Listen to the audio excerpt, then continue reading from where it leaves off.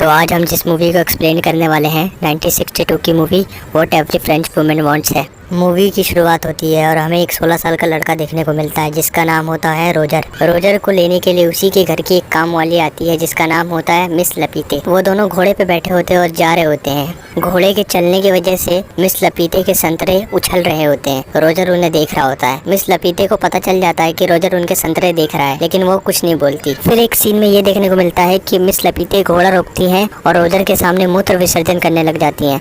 Roger ये देख के हैरान हो जाता है। रोजर घर पहुंच जाता है। घर पहुंच के वह टहलने के लिए बाहर निकलता है। जैसे वह देखता है कि एक जंगल में उसी की घर की एक मेड जिसका नाम उर्सेले है घपा घप करवा रही है। उर्सेले रोजर को देख के हंसती है। रोजर हैरान हो जाता है। रात को सोते समय रोजर को खनखन की आवाज आती है। रोजर कमरे से बाहर आके देखता है तो हैरान हो जाता है। उसके घर की एक मेड जिसका नाम हेलेन होती है चाय का कप लेके झुकी हुई होती है। कोई उसके पीछे से घपा घप कर रहा होता है। फिर एक दिन रोजर की छोटी बहन उससे बताती है कि हमारी मौसी मार्गेटा अभी तक वर्जिन है।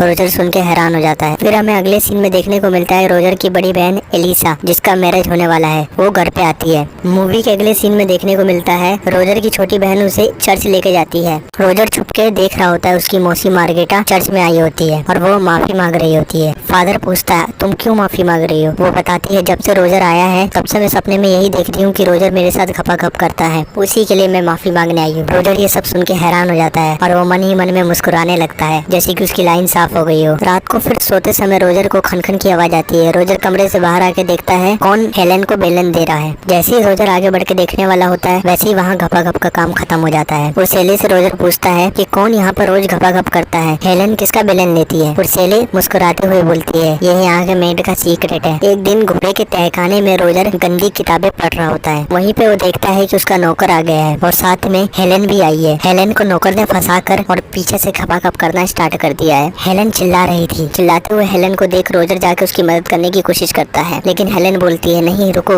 मुझे मजा आ रहा है। तो रोजर हैरान हो जाता है और रोजर जाके देखने वाला होता है कि कैसे इसकी घपा घप हो रही है। वैसे ही वह नौकर बोलता है मेरा काम खत्म हो गया। फिर अगले सीन में हमें देखने को मिलता है किचन में उर्सेले काम कर रही होती है। रोजर जाके उसे पीछे से पकड़ता है और घोड़ी बनाने की कोशिश करता है, लेकिन उर्सेले उसको गलती से प्लेट मार देती है। फिर उर्सेले बोलती है अच्छा रोजर ये तुम हो, मुझे लगा कोई और है, तुम चाहो तो मेरे साथ घपा घप कर सकते हो। फिर रोजर जैसे ही घपा घप करने वाला हो फिर उसके घर की दूसरी मेड आ जाती है जिसके कारण से रोजर डर के भाग जाता है। अगले दिन रोजर के घर पे एक पोस्टमैन आता है। पोस्टमैन बताता है फ्रांस और जर्मनी का युद्ध होने वाला है जिसके कारण सभी मर्दों को जाना पड़ेगा और रोजर मन मन में सोचता है कि सभी मर्द बाहर चले जाएंगे और वो हर किसी के साथ घपा घप कर सकता है। रोजर बहुत खुश होता है। फिल्म के अगले सीन में देखने को मिलता है कि घर के सभी मर्द जा चुके होते हैं और रोजर घर में अकेला होता है। सबसे पहले रोजर उर्सेले के पास जाता है और उसे पकड़कर बेडरूम में लेके जाता है और उसके साथ घपा घप करना शुरू कर देता है। उर्सेले भी अपनी अनबॉक्सिंग देख के हैरान हो जाती है और रात भर रोजर उसके साथ घपा घप करता है। अगले दिन नदी किनारे रोजर की घर की एक मेड बैठी होती है। रोजर तैरते हो जाता है। रोजर को देख के उसकी मेड केट उत्तेजित हो जाती है और वो रोजर का केला लेना चाहती है। अपना रोजर भी बाहर निकलता है और केला दे देता है। रात होती है और हमें देखने को मिलता है कि रोजर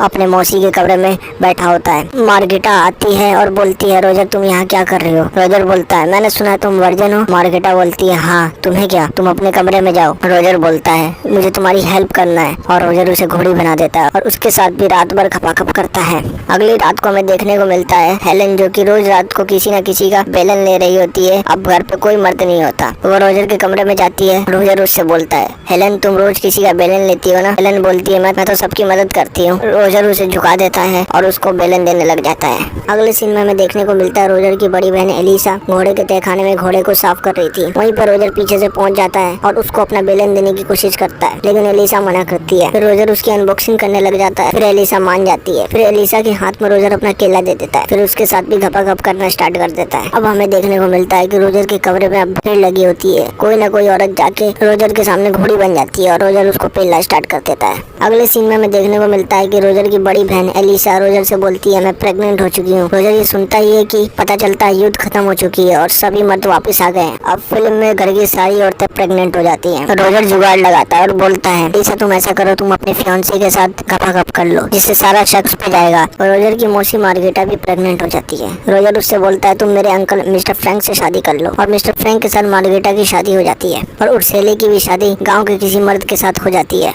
फिर अगले सीन में देखने को मिलता है अपना रोजर जा रहा होता है और बहुत खुश होता है क्योंकि उसने इतना बड़ा काम जो कर दिया था। तो ये था आज का एक्सप्लेनेशन वीडियो। अगर आप इस फिल्म को देखना चाहते हैं तो मेरे डिस्क्रिप्शन में टेलीग्राम का लिंक दिया है, आप उस लिंक में जुड़ जाइए। मूवी का लिंक मैं टेलीग्राम पे दे दूंगा आपको, और चैनल को सब्सक्राइब करना ना भूलिएगा।